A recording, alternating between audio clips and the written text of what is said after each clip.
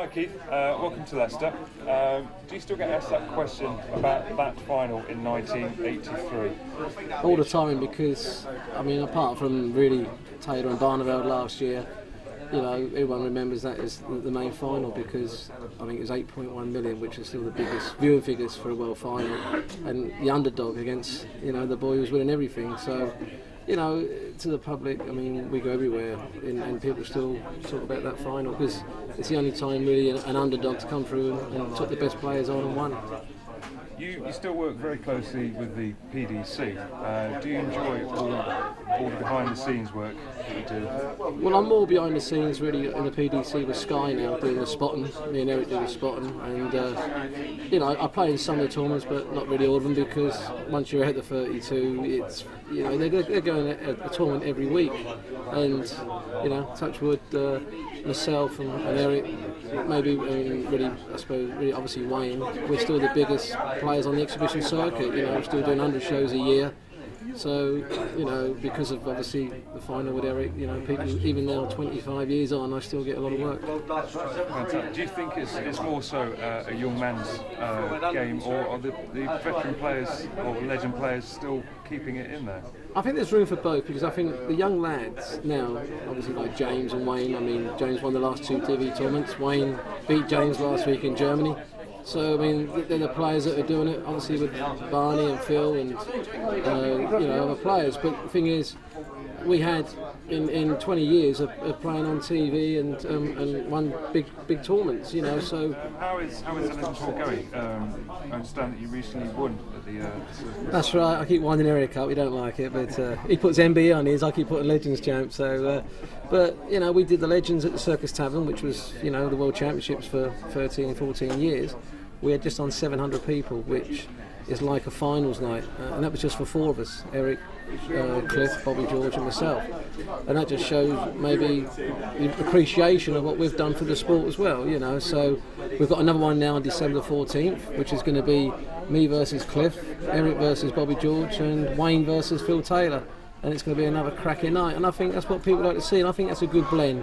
You've got 2 of the players, you know, 2 of the top players in the world, but also, without disrespect to the other players, you know, we've got 20 years of people following us, and we've got a very big following. Finally, good luck tonight. Do you feel confident in repeating the feat and toppling Ibstock again? Well, I don't want to rub it in, but I've beat Eric the last few times now, so it should be a walk in the park. Fantastic. Thanks a lot. Thanks a lot, Keith. Cheers. Thank you. Don't look at me. Don't look at me.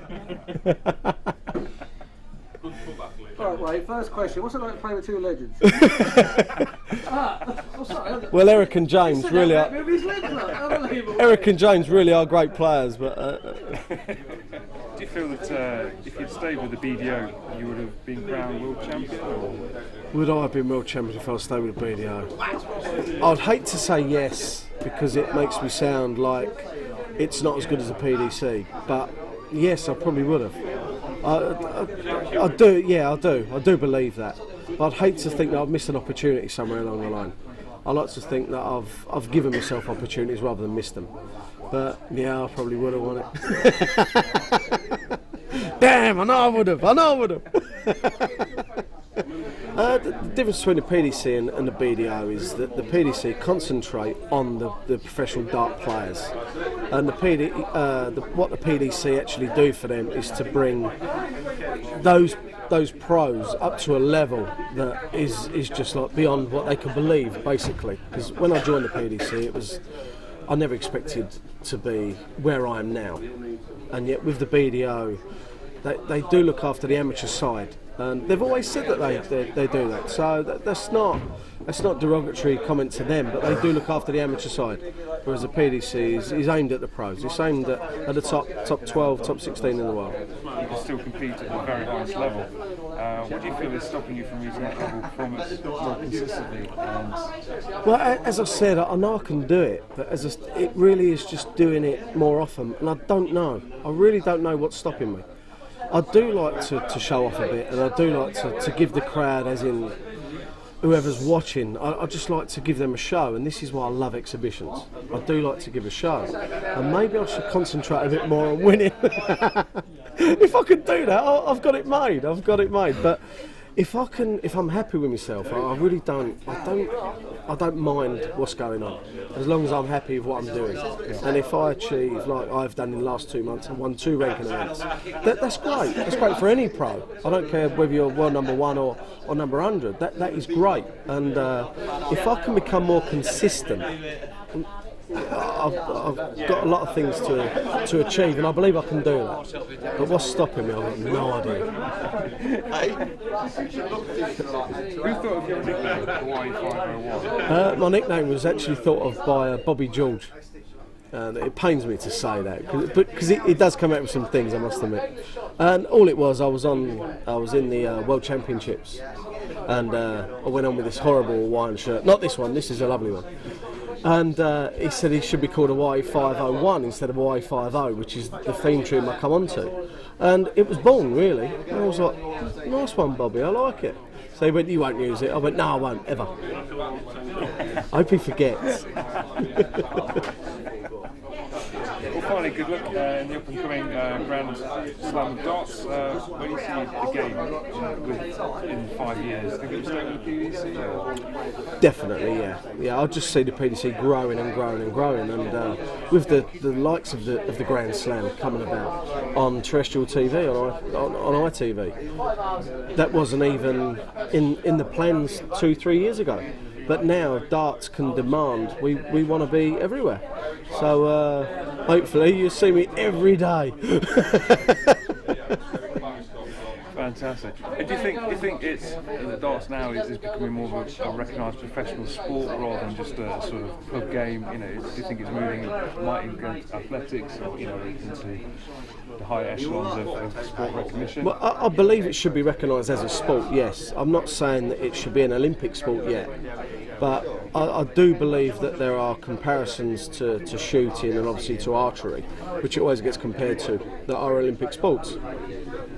But it's the players and it's the system that really has to lend itself to get it up to the likes of them. So is the skill there? Yes. Is the talent there? Definitely yes. And if they put us in the Olympics, England, gold, silver and bronze, surely. So yeah, we can get there. Fantastic. Oh, thank you. Cheers. Thank you. Cheers, lads. Cheers. Good night. You put that in my face. Okay. Hi James, firstly congratulations on your recent fantastic success in both the World Match Play and World Grand Prix. It must feel like a dream. Yeah, it is a dream. It's a dream come true. It's only a small part of my dream, but it's starting to come true the further we go. Do you feel now you have what it takes to dominate the dart world for years to come? No. No. It's such a close field, and everyone is pretty much as good as each other. It's hard work, and you've got to have a little bit of luck to go with it. I don't think you'll ever get one player ever again that will dominate the game. I don't think that'll ever happen. Not even someone like Taylor or Barnago? I don't think he'll ever dominate it again. I don't think he'll ever fully dominate it like he has done for the last 13 years, but no. You've reached more Pro Tour finals and hit more 9 darts in competition than anyone in the last 18 months. How do you feel you've reached the level of consistency? I think the initial thing's down to practice. Obviously with practice comes steady performances, and with steady performances comes confidence. So I think it's just down to practice. Now more and more young players are breaking through the PDC ranks. Do you feel it's now the end of the pub player attitude and getting more of a recognised proper sport? I wouldn't say there's as many young players about as what a lot of people think. There's probably about five that are promising, and hopefully we are getting out of being a pub sport. Hopefully. Your nicknames. And is it yourself who has a fascination with James Bond? No, can't stand James Bond. I think it's people that get together in a room, pick the most funniest name they can think of, and then put it on the shirt. It's quite cool, really. It's out of order. It's out of order. Because I'm the one that has to put up with it all. Do you still work part-time as a mechanic or just full-time? Unfortunately, I don't get a chance to do hardly anything at all now. I still do a little bit now and then just to take my mind off the game, and if I've got a spare 5 minutes sort of thing. But unfortunately, I can't work no longer because I haven't got the time. Just full stop. I do miss doing a little bit of work. Yeah. I say it takes your mind off the game. It's a shame, but it's the way forward. Johnny Big Bone. Stage name.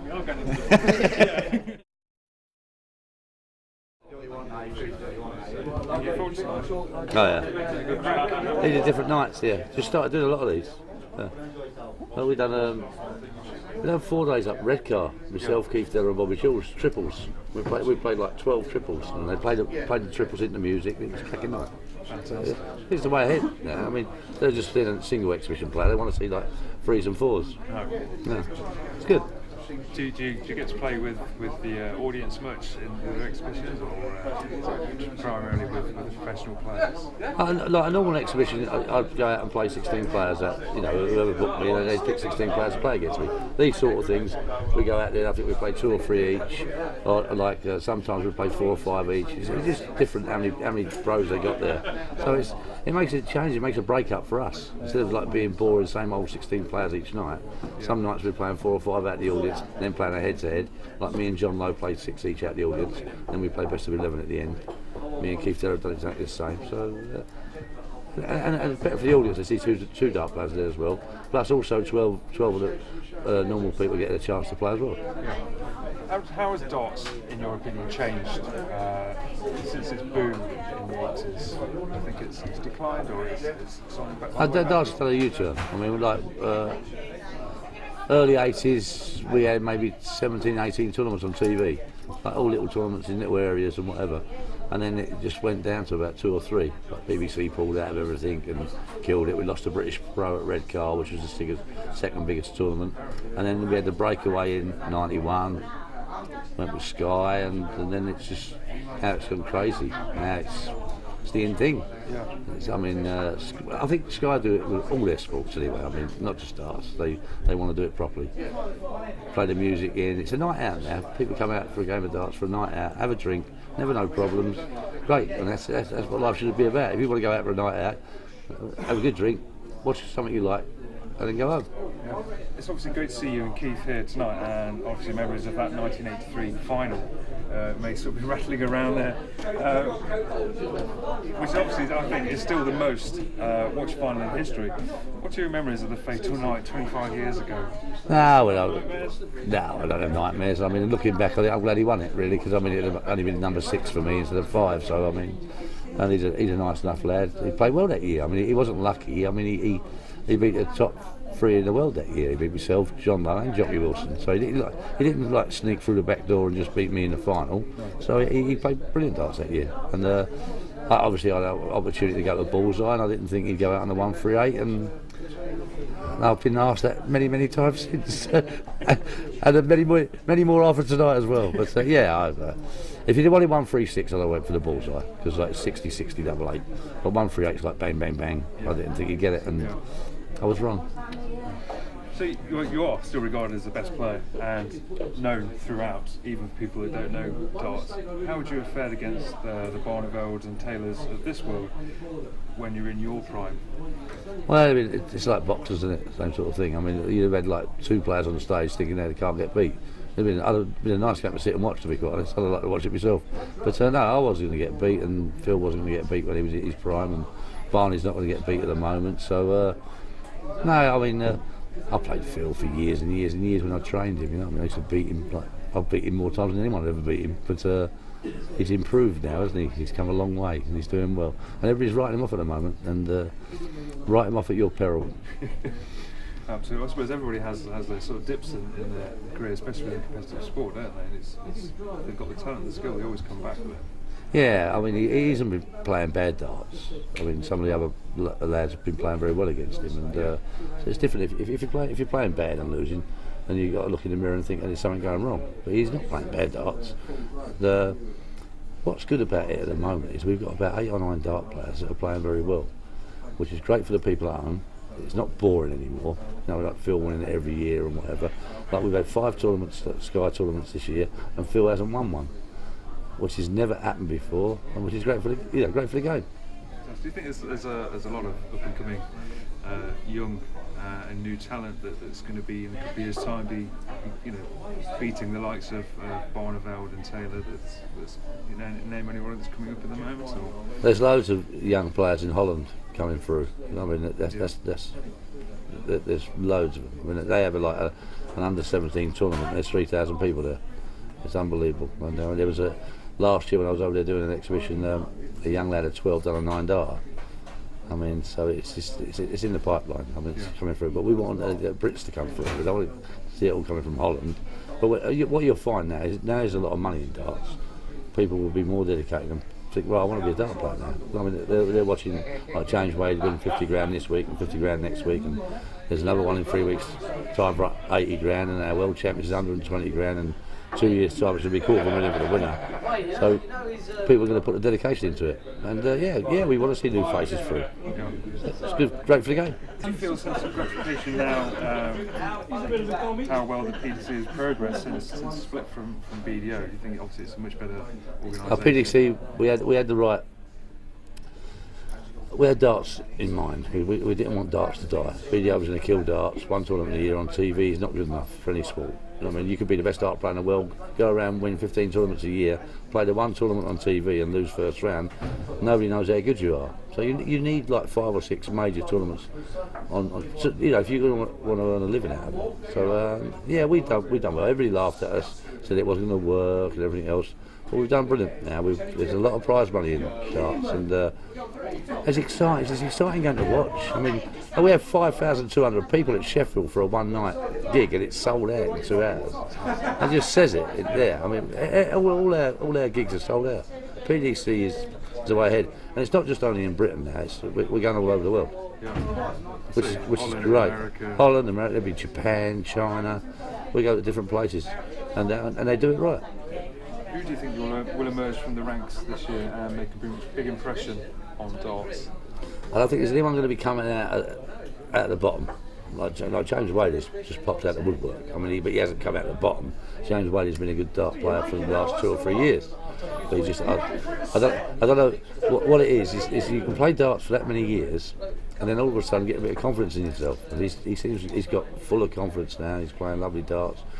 Perhaps he's changed his routine. I don't know what he's done, but whatever he's done, it's right and it's good. But there's no one going to come right out of the blue like a Keith Diller to win a major tournament. I think you're going to find a few of the older dart players are going to come back into it. I mean, I think Colin Lloyd's going to put a little run again. Everybody's writing him off as well. I mean, he's going to come back. There's the same old school, but different. What we'll see next year. Hopefully, we'll see next year is the 5 Sky tournaments, 5 different winners. That'd be nice. So if talent is nothing without the experience, and if the older players can come back and still compete, then it's a great sport. Well, they've done it, haven't they? They've done it. They've been there. They know what to do. I mean, you will get a shock here and there in these tournaments where a young lad will beat one of the top pros, but where he carries on and wins the tournament. It's great. We don't know what's going to happen. It's great being a bookie, isn't it? The bookies love it. They're earning a fortune. All the favourites are going out. I think you can see darts being an Olympic sport in 2012. Do you think it will progress that fast? They all are about Olympic sport and whatever. Why do we want darts to be the Olympics? You know what I mean?